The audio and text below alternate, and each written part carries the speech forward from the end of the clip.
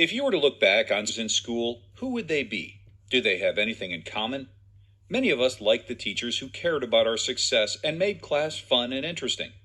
We favored those who broke down concepts so we could understand them, while motivating us to think for ourselves.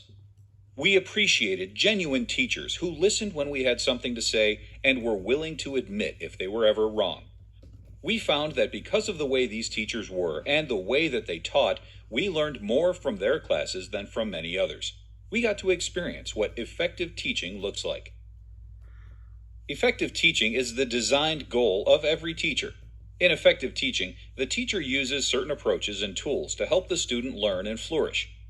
Those of us who are fortunate enough to have personal experience with effective teachers can learn from them if we are to go on as teachers ourselves. In this lesson, you'll find several strategies and methods that your favorite teachers probably used to make your class time memorable. Getting to know your students. Effective teaching begins most importantly with a knowledge of your students. Where are they academically at this point? What is appropriate material for their grade level?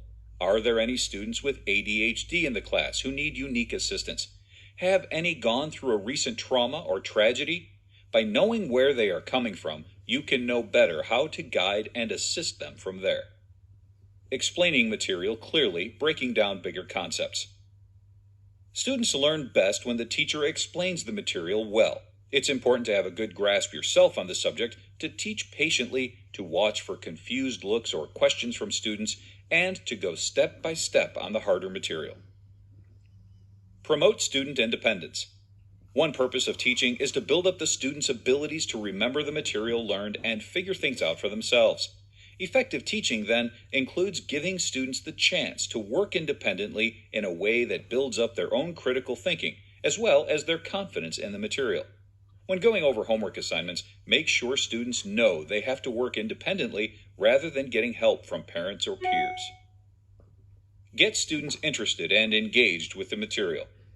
The best teaching makes students curious and motivated to learn more.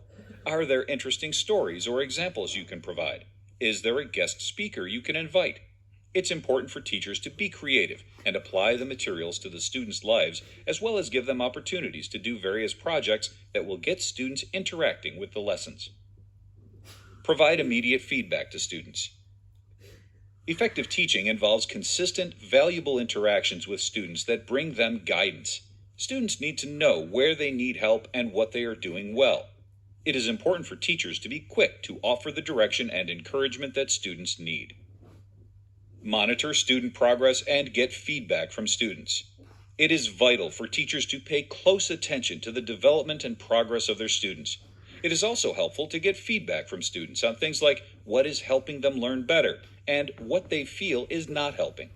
The best teachers are the ones who are willing to learn from mistakes they have made and who are constantly looking for ways to teach more effectively. So how do teachers implement some of these ideas?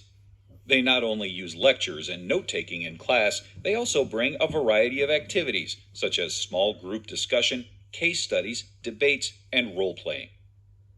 Small groups are assigned to work on any number of tasks in order to give students practice working together, getting input from peers, and approaching classwork in a different way. It gets them to work hands-on with the material, rather than just hearing about it in lectures, and they are able to absorb it through practice. In case studies, students are given real-life situations to solve based on what they have learned. These exercises make concepts from books applicable to real life and help students become more engaged with class material. They encourage critical and creative thinking, draw forth class discussions, and make lessons more memorable. Debates allow students to think about what they believe and to come up with reasons that support their position. By speaking out about their thoughts, they are given the chance to fully study and own the material. Role-playing offers students the opportunity to act out a certain person and situation in order to use learned material and understand another's perspective.